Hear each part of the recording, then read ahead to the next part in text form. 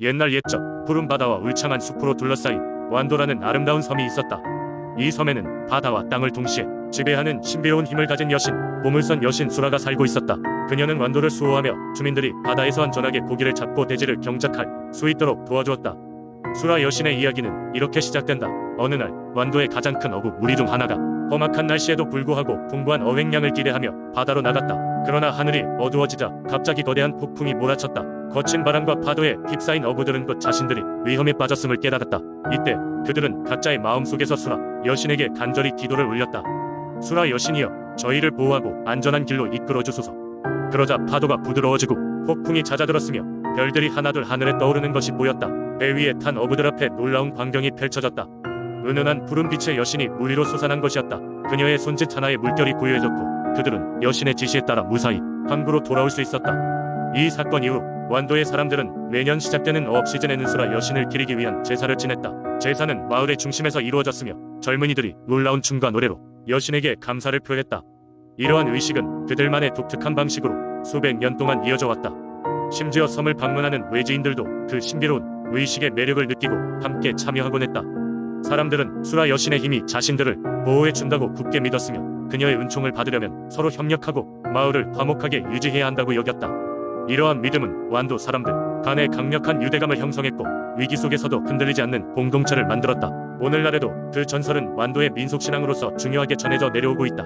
비록 과학과 현대 기술이 발달하면서 자연의 힘에 대한 경외심이 줄어드는 것처럼 보일지라도 수라 여신의 이야기는 그곳 사람들의 마음속에서 여전히 뜨겁게 타오르고 있다. 그녀는 지금도 바다의 어머니로서 그리고 삶의 길잡이로서 완도를 지키고 있다. 두 번째 이야기. 옛날 옛적 순창에는 사람들의 마음속에 각인된 신비로운 바위산이 있었다. 이 바위산은 수천 년간 그 자리를 지키며 마을 사람들을 보살펴주는 수호신으로 여겨졌는데 사람들은 이곳을 칠성산이라 불렀다. 마을 사람들은 매년 봄이 되면 바위산에 찾아가 풍작을 기원하는 제사를 올렸고 착실한 마음으로 수호신에게 감사를 드리곤 했다. 어느 해 봄, 한 농부가 칠성산 자락에 위치한 자신의 작은 밭을 가꾸고 있었다. 농부는 근면하고 성실했지만 연이어 일어난 가뭄 탓에 그의 밭은 점점 메말라갔다. 농부는 하루도 쉬지 않고 땀 흘려 일했지만 수확은 점점 줄어들고 있었다. 이러다가 가족 모두가 굶주리게 될까봐 걱정이 가득한 농부는 결국 칠성산 위수호신에게 도움을 청하기로 마음먹었다. 어느 날 밤 농부는 은은한 달빛 아래 혼자 산으로 올라가 작은 제단 앞에 무릎을 꿇었다. 그는 자신의 순수한 마음을 담아 수호신께 기도를 드렸다. 바위산의 수호신이시여, 제발 저의 정성을 받아들이시고 가뭄을 물리쳐 주십시오. 저는 저의 힘으로는 더 이상 버틸 수가 없습니다.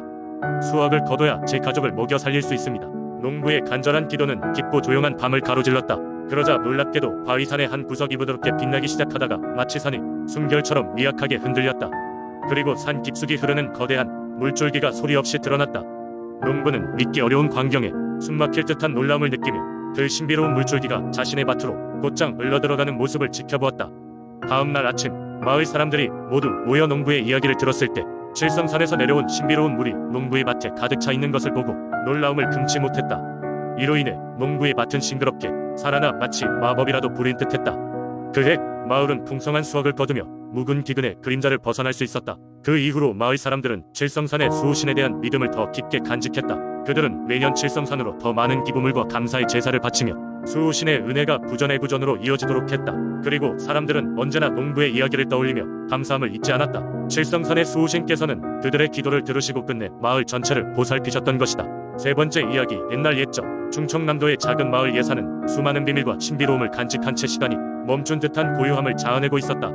이곳에서는 세월이 흐르며 내려오는 여러가지 민속신앙과 전설들이 있었는데 특히 마을 외곽의 깊이 깊은 숲속에 자리 잡은 작은 호수와 얽힌 이야기가 가장 널리 알려져 있었다. 마을 사람들은 그 호수를 이무기 호수라고 불렀다. 전해지는 바에 따르면 이 호수에는 1000년을 넘게 살아온 이무기가 살고 있었다고 한다. 이무기는 비록 용으로 승천할 기회를 여러 번 놓쳤지만 결코 악한 존재는 아니었다. 오히려 호수를 찾는 이들에게 자연의 소리에 귀 기울이는 방법을 일깨워주고 위기에서 벗어날 수 있는 길을 안내해주는 등 마을 사람들을 보살펴주던 수호신 같은 존재였다. 예산 마을의 어느 여름밤 달빛이 세상의 은은한 광채를 드리울 때 기묘하고도 신비로운 사건이 발생했다. 당시 마을에 살던 한 소녀, 이름은 철수였다. 호기심 많은 철수는 늘 마을 어른들이 들려주는 전설이 진짜인지 반신반의하며 답을 찾고 싶어했다. 그날 밤 철수는 친구들과 함께 작은 모험을 떠나기로 결심했다. 목적지는 바로 이무기 호수였다.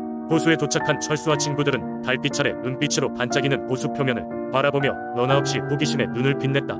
그리고 호수를 둘러싼 고요한 숲에 잎사귀들이 바람에 살랑대는 소리에 맞춰 멀리서 들려오는 듯한 낮고도 깊은 울림을 들을 수 있었다. 친구들은 겁을 먹었지만 철수는 조금도 두려워하지 않고 호숫가에 가까이 다가갔다. 그러던 순간 호수의 물결이 불규칙하게 요동쳤고 커다란 희뿌연 안개가 철수와 친구들을 둘러싸기 시작했다.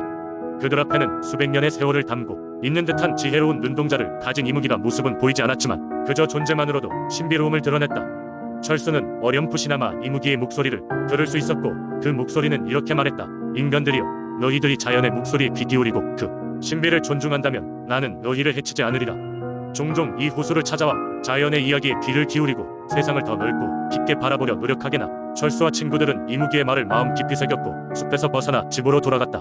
그날 이후로 마을 사람들은 자연을 더욱 귀중하게 여기게 되었고 철수는 나이가 들어 마을의 어른이 되어서도 그날의 일을 생생하게 기억했다. 예산 마을은 자연을 사랑하고 존중하는 문화가도 뿌리 깊게 자리 잡게 되었고 이무기 호수는 아직도 숲속 깊은 곳에서 전설로 존재하며 이따금씩 모여들어 주위를 밝히는 달빛과 어우러져 신비로운 풍경을 자아낸다고 한다.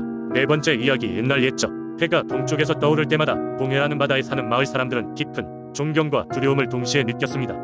이 바다의 가장 깊은 곳에는 해룡이라는 강력한 수호신이 살고 있다고 전해졌기 때문입니다. 해룡은 긴 세월 동안 그 모습을 드러내지 않았지만 마을의 어부들은 바다에서 사라지는 물고기의 흔적이나 예기치 않은 바람을 통해 그 존재를 느낄 수 있었습니다. 마을 사람들은 해룡이 바다의 평화를 유지하고 그들 풍어를 책임져 준다고 믿었지요. 마을에는 해변에 살던 젊은 어부가 있었습니다. 그의 이름은 민수였는데 그는 바다 낚시를 통해 마을을 먹여 살리고 있었습니다. 어느 날 그는 특별한 꿈을 꾸게 되었습니다. 꿈 속에서 바다는 평소보다 더 푸르고 맑았으며 하늘은 끝없이 넓었습니다. 그는 이곳이 바로 해룡이 거주하는 장소임을 알 수 있었습니다. 꿈 속에서 해룡은 민수에게 모습을 드러냈습니다. 해룡은 마치 인간처럼 말을 걸어왔습니다. 내가 수호해온 이 바다는 이제 곧 큰 시련을 맞이할 것이다. 인간들의 욕심이 끝없이 바다를 속박하고 있다. 너만이 이 마을과 바다를 구할 수 있단다. 잠에서 깬 민수는 심상치 않은 예감을 느꼈습니다. 그날 어부들은 바다에 문제가 생겼다는 것을 알게 되었습니다. 해안에는 쓰레기와 오염이 밀려와 물고기들은 자취를 감추었습니다. 마을 사람들은 두려움에 휩싸여 바다로 나가는 걸 꺼려했습니다. 민수는 마을 원로들을 찾아가 해룡의 경고를 전했습니다. 그러나 많은 이들은 젊은 민수의 말을 가볍게 여겼습니다. 하지만 몇몇은 그의 말을 믿고 행동하기로 했습니다. 그들은 바다를 정화하고 해안선을 따라 무분별하게 버려진 쓰레기를 수거하기 시작했습니다. 민수는 그날 이후로 매일같이 해변으로 나가 쓰레기를 치우며 해룡을 위한 제사를 지냈습니다. 그러던 어느 날 그는 꿈과 비슷한 광경을 다시금 목격하게 되었습니다. 바다는 희고 푸르렀으며 하늘은 더없이 고요했습니다. 그가 해변에 서 있는 동안 짧은 순간이었지만 큰 물결이 그를 향해 밀려왔고 그 안에는 분명 해룡의 형상이 보였습니다. 그날 이후로 바다는 점차 평화를 되찾았고 물고기들은 다시금 돌아오기 시작했습니다. 마을 사람들은 민수의 이야기를 믿었고 모두가 합심하여 바다를 보존하기 위한 노력을 아끼지 않았습니다. 그들은 해룡을 위한 제사를 매년 여러 바다의 수호신에게 감사의 예를 표했습니다. 이후로도 해룡의 전설은 마을에 전해 내려오며 바다를 지키는 소중한 교훈으로 남아있습니다. 바다는 사람들이 단순히 이용하는 자원이 아니라 함께 지키고 살아가야 할 소중한 존재임을 민수는 몸소 깨달았습니다. 그리고 그 전설은 오늘날까지도 여전히 마을 사람들 사이에서 잔잔한 바다가 전해주는 이야기로 회자됩니다. 다섯 번째 이야기. 옛날 청주에는 산신령에 관한 이야기가 전해 내려오고 있습니다. 한적하고 고요한 산자락에 작은 마을이 있었는데 이 마을의 사람들은 매년 곡식을 수확할 때면 늘 풍성한 축복을 받곤 했습니다. 그 덕분에 마을 사람들은 자연스럽게 그 산이 산신령에게 깊은 감사의 마음을 품고 있었죠. 이 산신령은 항상 선한 사람들에게 도움을 주고 마을에 경사스러운 일들이 있을 때마다 모습을 드러내곤 했다고 합니다. 특히 눈에 띄게 영특한 소년이 있었으니 그 이름은 수현이었습니다. 수현은 항상 산에 자주 오르며 그 속에 넓은 자연에서 특별한 존재감을 느꼈습니다. 그는 산신령에 대한 많은 이야기를 듣고 자랐고 언젠가는 그를 만나게 될 것이라는 막연한 믿음을 갖고 있었습니다. 어느 가을날 수현은 산속 깊은 곳에서 길을 잃고 말았습니다.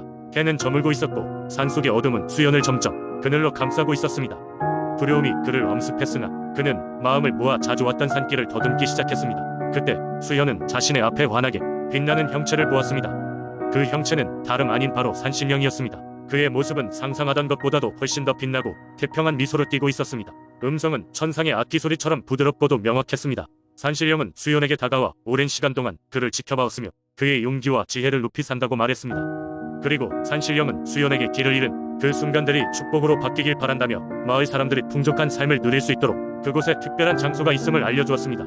그곳은 바로 마을로 이어지는 비밀스러운 지름길이었고 또 다른 동물과 식물들이 그 보물과도 같은 곳을 지키고 있었습니다. 산신령은 수현이 그 길을 따라가면 안전하게 집에 도착할 수 있을 것이라며 그의 손을 살짝 위로 들어 올렸습니다. 순간 신비로운 기운이 수현의 몸을 감싸며 구새로운 힘을 얻은 듯 마음이 차분해졌습니다. 그 길을 따라가자 수현은 마을에 무사히 돌아올 수 있었습니다. 그 후로도 매년 수확철이면 수현은 산을 찾아가 산신령에게 감사의 인사를 드렸습니다. 시간이 흘러 소녀는 마을의 노인이 되었지만 산신령과의 찰나의 만남은 늘 마음 한 구석에서 밝게 빛나고 있었습니다. 이 이야기는 세대를 거쳐 내려오며 청주의 산속 깊은 곳에 숨겨진 마을과 산신령의 전설로 꾸준히 전해지고 있습니다.